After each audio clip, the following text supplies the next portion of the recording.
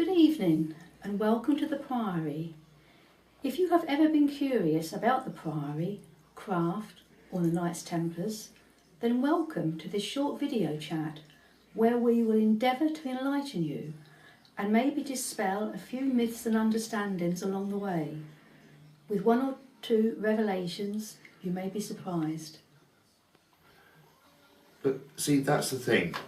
People have this misunderstanding about Priory, about Templars, about Knights Templar. And I think there's always one way to put it into some kind of context that everyone can understand. And that would be fraternity. The Priory isn't a religion as such, because the Priory doesn't believe in any form of religion. It doesn't believe in the rights and wrongs of, say, Christianity, Judaism, the Quran, the Torahs, anything of that. The Priory believes it in one series, one set of ideals and beliefs that come back from Sumerian times. Now, for those not watching today and not knowing what the Sumerians were, we're looking at back to 9,000 years ago in a city called Ur, in Iraq. And when it first started off with this particular series of the human species, this is what the Priory believes, that, notice as we said, this certain series of the human species. We believe that there's a pattern, it's a cycle. We can almost bring the pagan context in, dare I use a term, about the cycle of birth and rebirth. But there's certain elements of truth within that. Because when we look at the city of Ur and how that started, and it goes on this chain of birth and rebirth, we have the human species that we know today, i.e. us, here, 9,000 years old. Yet we know that humans have been on the planet, or a form of human species has been on the planet, for well over 263,000 years. So when we put it into that sort of perspective, it makes us realise how small we really are in such a vast universe. And that's one thing that the students, the candidates, people follow when they join Priory. They start to look at all the facts that they've been given over a series of time, and they start to unpick those facts, or what they believe to be facts. And then they start to get elements of truth, because any story will have an element of truth to it. It doesn't just pluck out of the sky. And that's what the person does, following the path. They look at everything. You're taught to challenge everything. Believe nothing, question everything would be one of the classic mottos to use. So believe nothing, because unless you feel it and you see it and you hear it, then it is not part of your reality. And that's what we go on to talk about. Janice said 25 years, a quarter of a century later, of dedication to Priory.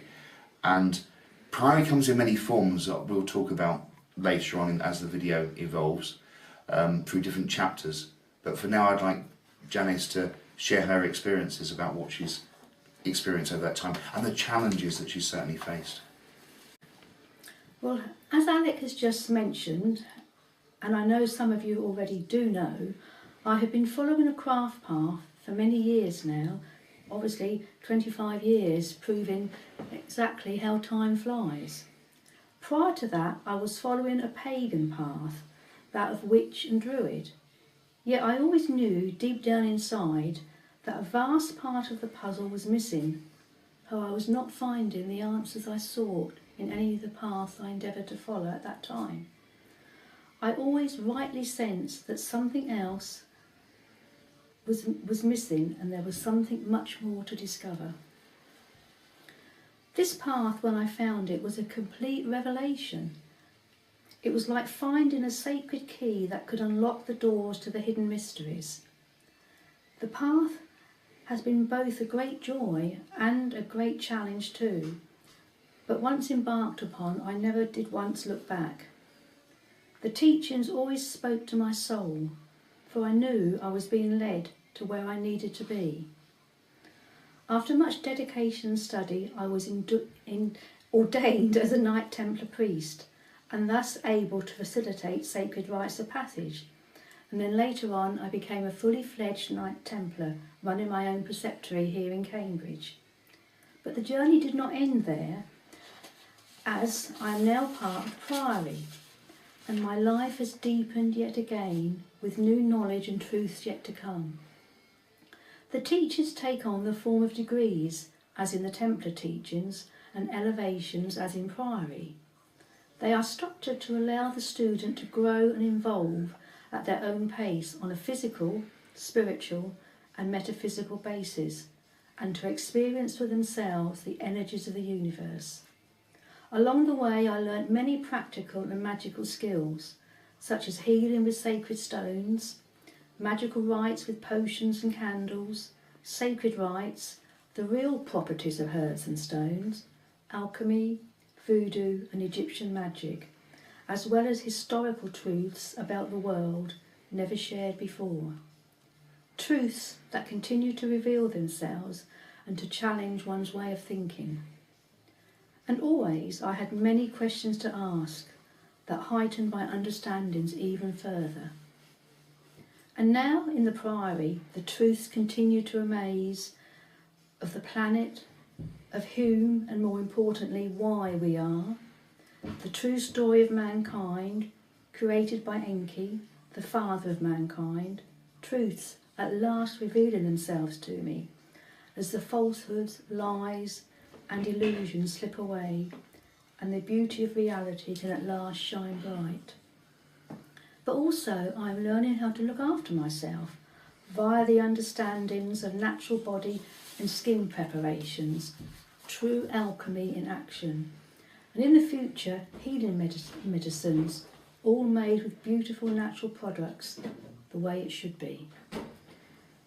We truly welcome all new seekers who feel exactly the same as I did, and I still do, who see things differently, who wish to make a difference, who feel they need a challenge in their lives, and those who are drawn to the truths of the universe in its raw beauty, and who wish to reach above the pull of the mundane, above the roar of the crowd. Please keep watching if you feel awakened or intrigued. Allow me to introduce you properly to my dear friend, mentor and tutor Alec, without whom life would certainly be of the mundane. We met many years ago through the synchronicity of life, that knowledge that everything is meant to be.